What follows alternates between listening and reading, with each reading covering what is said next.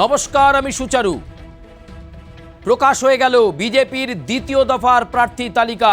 প্রথম দফায় 144 জনের নাম ঘোষণা করেছিল বিজেপি, আর দ্বিতীয় দফাতে এবার 111 জনের নাম ঘোষণা করল ভারতীয় জনতা পার্টি। পশ্চিমবঙ্গে 2026-এর বিধানসভা নির্বাচনে দফায় দফায় প্রার্থী তালিকা দিল্লি থেকে প্রকাশ করছে ভারতীয় জনতা পার্টি। এখনও বাকি রইল 39টি আসন। তবে এবারের প্রার্থী তালিকাতেও একেবারে ব্যালেন্স সিট মেনটেন করলো বিজেপি। ভারতীয় জনতা পার্টি প্রথম দফার প্রার্থী তালিকার পর দলের মধ্যে অসন্তোষ দেখা গিয়েছিল।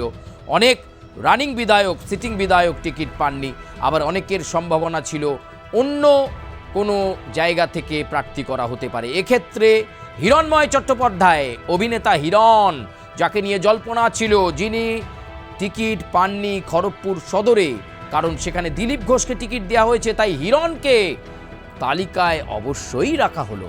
হিরণ চট্টোপাধ্যায় দ্বিতীয় তালিকাতে, দ্বিতীয় দফার যে তালিকা, তাতে তিনি আসন পেলেন শ্যামপুর বিধানসভা থেকে। শ্যামপুর বিধানসভা কেন্দ্র থেকে টিকিট দেওয়া হলো হিরণ চট্টোপাধ্যায়কে, অভিনেতা হিরণকে। তিনি ভারতীয় জনতা পার্টির প্রার্থী হিসাবে শ্যামপুর থেকে প্রতিদ্বন্দ্বিতা করবেন। এবার একটু চলে যাই একেবারে শহরের মধ্যেকার গুরুত্বপূর্ণ কেন্দ্র টালিগঞ্জ বিধানসভা কেন্দ্র। তৃণমূলের দুর্ভেদ্য ডিফেন্স টালিগঞ্জ। অরূপ বিশ্বাসকে টিকিট দিয়েছে আবার। সেই টালিগঞ্জে এবার ভারতীয় জনতা পার্টির প্রার্থী অভিনেত্রী, বেশ কয়েক বছর ধরে বিজেপির অ্যাক্টিভ কর্মী পাপিয়া অধিকারী, টালিগঞ্জে পাপিয়া অধিকারীকে প্রার্থী করল ভারতীয় জনতা পার্টি। এবার চলুন যাদবপুর বিধানসভা কেন্দ্রে আরেক অভিনেত্রী সর্বরী মুখোপাধ্যায়কে প্রার্থী করল ভারতীয় জনতা পার্টি। এবার একটু চোখ রাখি সোনারপুর দক্ষিণ, যেখানে লাভলিকে টিকিট দিয়েছে আবার তৃণমূল কংগ্রেস। সেই সোনারপুর দক্ষিণে তৃণমূল কংগ্রেসের লাভলির বিপরীতে দেখা যাবে বিশিষ্ট অভিনেত্রী, বিজেপির কেন্দ্রীয় নেত্রী, বিজেপির প্রাক্তন রাজ্যসভার সাংসদ রূপা গাঙ্গুলি। রূপা গাঙ্গুলিকে সোনারপুর দক্ষিণ থেকে ভারতীয় জনতা পার্টি প্রার্থী করল রূপা গাঙ্গুলিকে। একটা একটা করে নাম আসছে। এবার একেবারে আমরা চোখ রাখবো বালিগঞ্জ বিধানসভা কেন্দ্র। বালিগঞ্জ বিধানসভা কেন্দ্রে তৃণমূল কংগ্রেসের প্রার্থী কে হয়েছেন? শোভনদেব চট্টোপাধ্যায়। তার বিপরীতে বালিগঞ্জ বিধানসভা কেন্দ্রে ভারতীয় জনতা পার্টির প্রার্থী হিসেবে লড়াই করবেন শতরূপা। দীর্ঘদিনের দলের স্পোক্সপারসন, লড়াকু এই বিজেপির নেত্রী শতরূপা, তাকে বালিগঞ্জ কেন্দ্র থেকে এবার টিকিট দেওয়া হলো। এছাড়াও আরও বেশ কয়েকটি গুরুত্বপূর্ণ কেন্দ্রের কথা আপনাদেরকে বলবো। হিঙ্গলগঞ্জ বিধানসভা থেকে টিকিট দেওয়া হলো ভারতীয় জনতা পার্টির প্রার্থী হলেন রেখা পাত্র। হিঙ্গলগঞ্জ বিধানসভা কেন্দ্র থেকে ভারতীয় জনতা পার্টির প্রার্থী রেখা পাত্র, তাকে টিকিট দেওয়া হলো নির্বাচনে। লড়াই করবেন রেখা পাত্র। হিঙ্গলগঞ্জ বিধানসভা থেকে তাকে লড়াই করবার জন্য ভারতীয় জনতা পার্টি দাঁড় করিয়েছে। এবার চলে আসুন আরও বেশ কয়েকটি গুরুত্বপূর্ণ কেন্দ্রের দিকে আমরা অবশ্যই নজর রাখব। রাজারহাট গোপালপুর বিধানসভা। এই রাজারহাট গোপালপুর বিধানসভাতে যাকে প্রার্থী করা হলো, তিনি একজন দুধে আইনজীবী, কলকাতা হাইকোর্টের।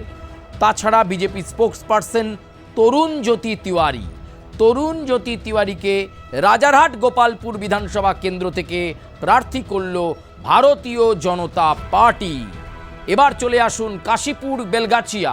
সেই কাশীপুর বেলগাছিয়া কেন্দ্রে দীর্ঘদিনের বিজেপির আদি নেতা, একটা সময় দল তাকে বসিয়ে দিয়েছিল, কিন্তু আবার রাজ্য সভাপতি শ্রমিক ভট্টাচার্য হওয়ার পর থেকে আস্তে আস্তে তাকে আবার দলের মধ্যে গুরুত্বপূর্ণ করে তোলা হয়। তিনি রিতেশ তিওয়ারি।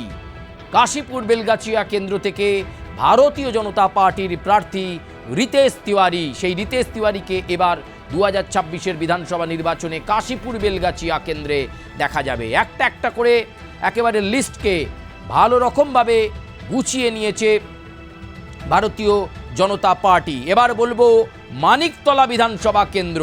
এই মানিকতলা বিধানসভা কেন্দ্রে ভারতীয় জনতা পার্টির প্রার্থী, তিনি বর্তমানে বিজেপির রাজ্যের সহ সভাপতি তাপস রায়। সেই তাপস রায়কে মানিকতলা বিধানসভা কেন্দ্র থেকে প্রার্থী করল ভারতীয় জনতা পার্টি। অর্থাৎ তাপস রায়ের লড়াই সাধন পাণ্ডের কন্যা শ্রেয়া পাণ্ডের সঙ্গে, কারণ তৃণমূল কংগ্রেস প্রার্থী করেছে শ্রেয়া পাণ্ডেকে। ঠিক তার বিপরীতে তাপস রায় কতটা লড়াই দিতে পারেন সেটা দেখার।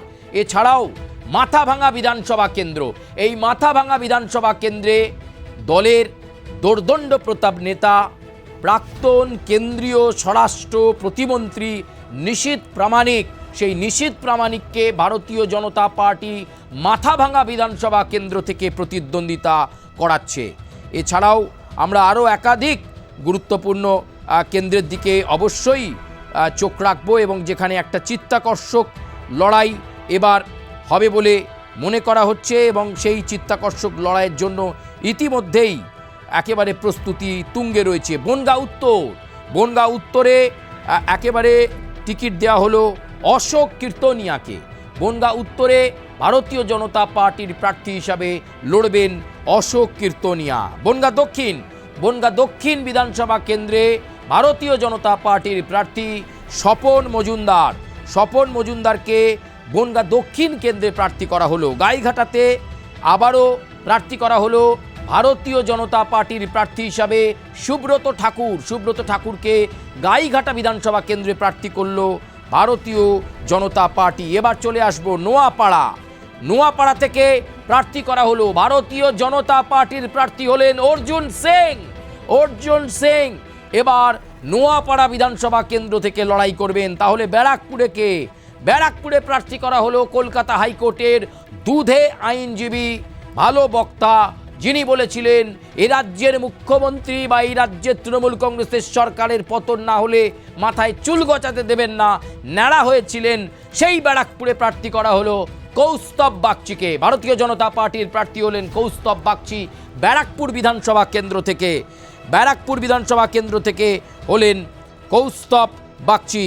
মোটামুটি এই হলো তালিকা। আরও তালিকাতেও নাম রয়েছে, তবে দ্বিতীয় দফায় 111 জনের নাম পেশ করা হলো।